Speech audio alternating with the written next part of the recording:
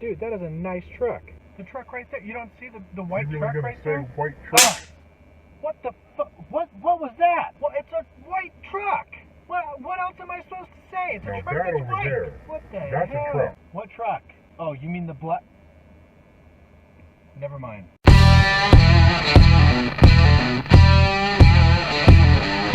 What up, everybody? So far I've stayed out of this, but then I saw something and but no. Nope.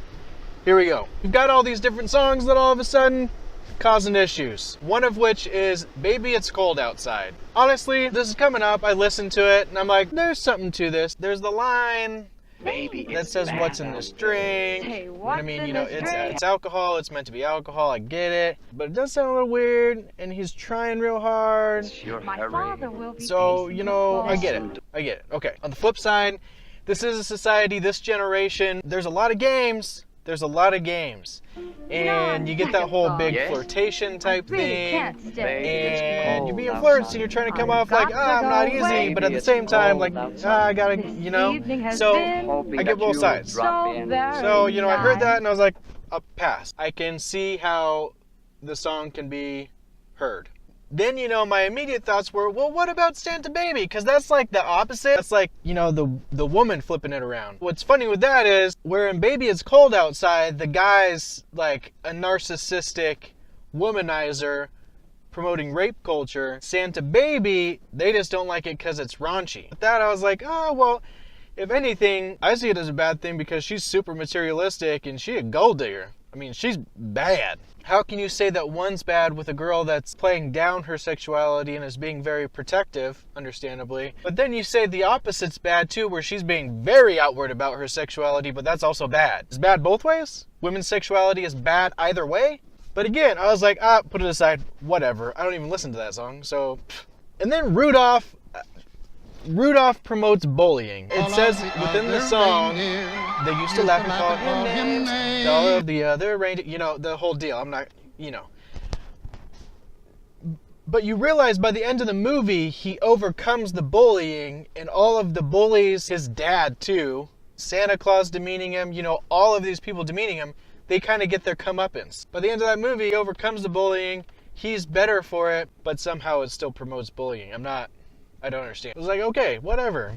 I have that on DVD, so you guys can be mad. I still have the DVD, so whatever. This one gets me. There's a problem with White Christmas because people are saying it's racist. Oh my God, White Christmas? What else do you want? You want me to say, we're gonna have a Black Christmas? No, because then you'd be like, that's racist. So I mean, what is the alternative to saying it's a White Christmas? Obviously, White Christmas is because snow is white. I saw that and I was like, okay, all right, I won't make that into a thing.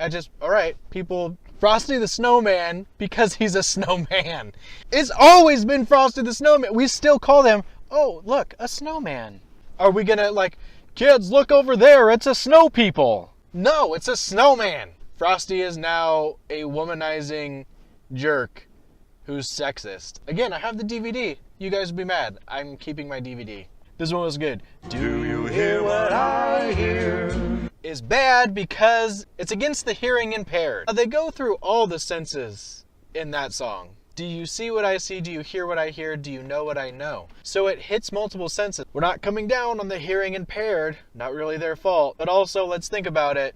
If they're hearing impaired, they ain't listening to this song, are they? Apparently, what it all comes down to is essentially we're not only responsible for the content we put out. We're also now responsible for how each individual takes that content. For the feelings of over 7 billion people in the world and how they're going to take every single piece of content that we put out.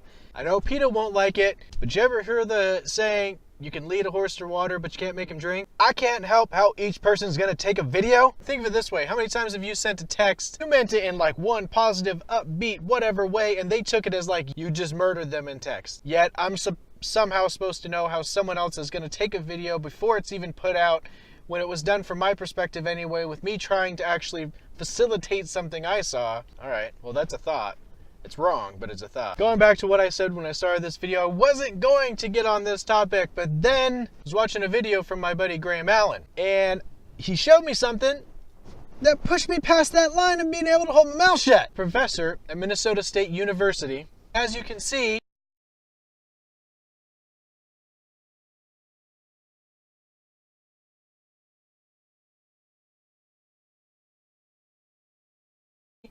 from what Graham pointed out, apparently God is a child-molesting, power-hungry tyrant.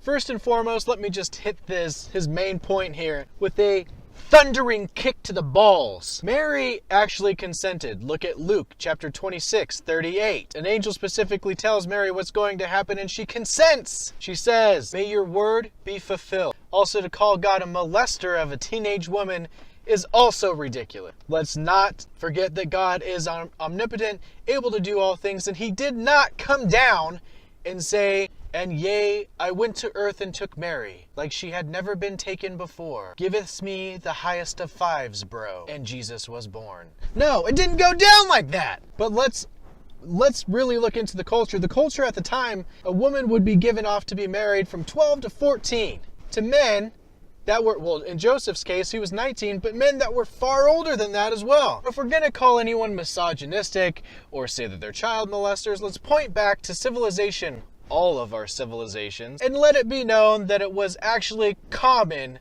for them to do that, which I agree. It's ridiculous, gross, but it's what they did, you gross old men. He later goes on to argue that Mary had to say yes because there's an imbalance of power. After all, what would a human woman do if she said no to God? Newsflash, look through the Bible, plenty of people said no to God. Didn't end well, they got consequences, but plenty of people said no. Hopefully that's what it's like with your kids. Hopefully they have ramifications, consequences for the things that they do wrong. I know if my kids yell and scream at me, talk back, or go and hurt another kid, there's consequences. The Washington Times then goes later on to post that the professor went on to say that he just likes provoking people on social media.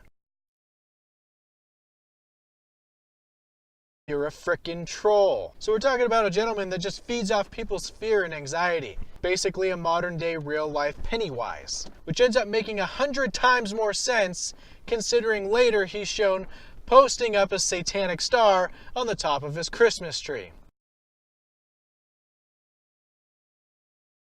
In summary, look, this is what I have to say. Don't tread on me. And I don't mean that in the 2000s version that we somehow adopted. I mean it in the 1700s version as said by Benjamin Franklin.